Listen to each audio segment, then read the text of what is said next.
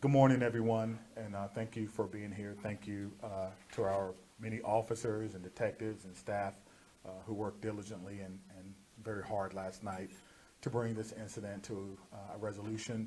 Thank you to our staff who helped prepare these comments and messaging today, and thank you to our valued members of the media for being here today with us. I know there's a lot going on, and you may have to be somewhere else, so I will be as succinct as possible today.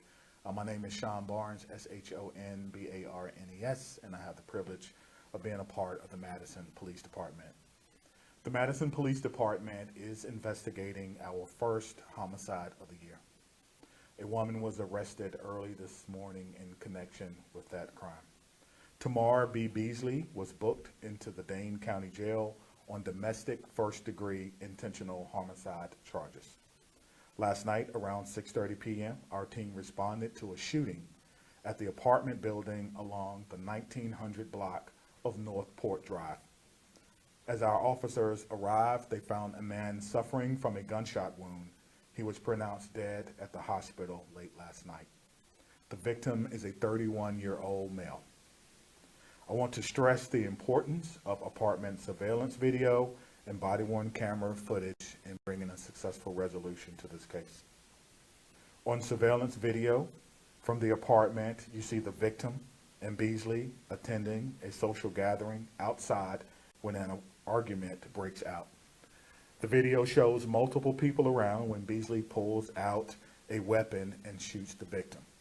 I've stood here several times during the course of my tenure here, and what we know is true is that the biggest predictor of violence is a preceding case of violence. We need our community to help us out, to call early, to call often, and of course never intervene beyond the scope of your training, but we depend and we really rely on our community. No videos will be released today. This is an ongoing and active investigation. However, in less than 2 hours after the shooting, our detectives were able to determine Beasley was the person of interest in this case and actively began trying to connect with her. They quickly located the vehicle, which he had left unoccupied at the scene. Beasley returned to the apartment building around 1:50 a.m. and turned herself in to police. She was booked into the Dane County Jail shortly before 4 a.m. on the charges of homicide. We mentioned those charges earlier. She was arrested without incident. The firearm involved in last night's homicide has not been recovered. We know that Beasley is a concealed carry permit holder. She and the victim have a domestic relationship. Our only prior call with the two of them was in Madison for a medical event unrelated to a crime. However, there is a previous domestic incident in Illinois involving the two of them, and we're actively working with the Chicago Police Department to get access to information related to that case. At this time, this does remain an active investigation. Our hard-working team of detectives worked through the night on this case, and most of them, actually came back in this morning and continued doing that work. I appreciate the work that they do. Today, we will continue this case by reviewing statements and video and talking to witnesses associated with this case, as well as body-worn camera footage. Before we open it up to questions, I want to remind our people who may be watching that DAIS, Domestic Abuse Intervention Services, is open to anyone who feels abused, threatened, or scared or unsafe with an intimate partner. They have a 24-hour helpline and crisis line that you can call. I'm going to give that number now. 608-251-4445. Again, 608-251-4445. Or you can even text, and they can talk to you via text at 608-420-4638. Again, 608, you can text 608-420-4638.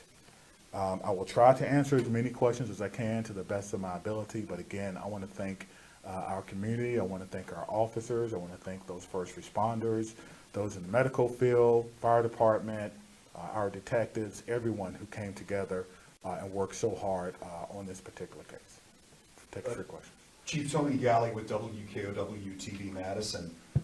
In that video that you referenced, describe for us as to whether the victim is seen being aggressive or threatening in any way to the woman who's been arrested.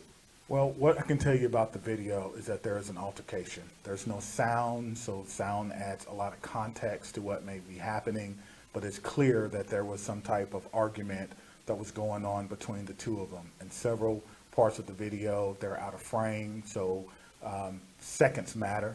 So we don't know the full extent, which is why our officers and our detectives, will be working hard to kind of find the people who were there. Encourage them to give us a full and accurate account of what they may have heard or what they may have seen on that case.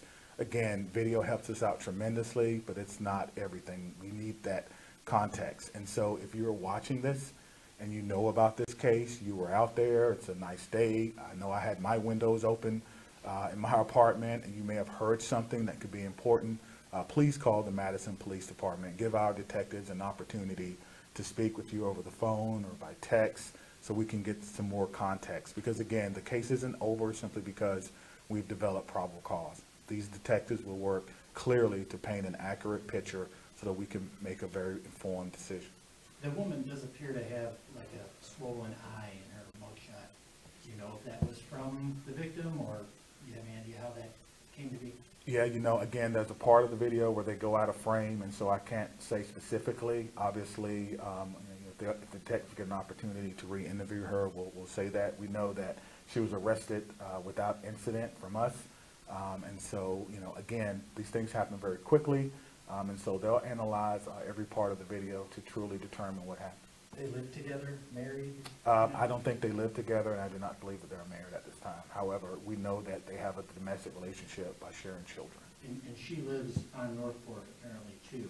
I'm not sure. I don't have the information in front of me of where she lives. I'm sure it will be on the jail records. Her address may be listed there. Right. I do not. Do you know where he lives? I do not.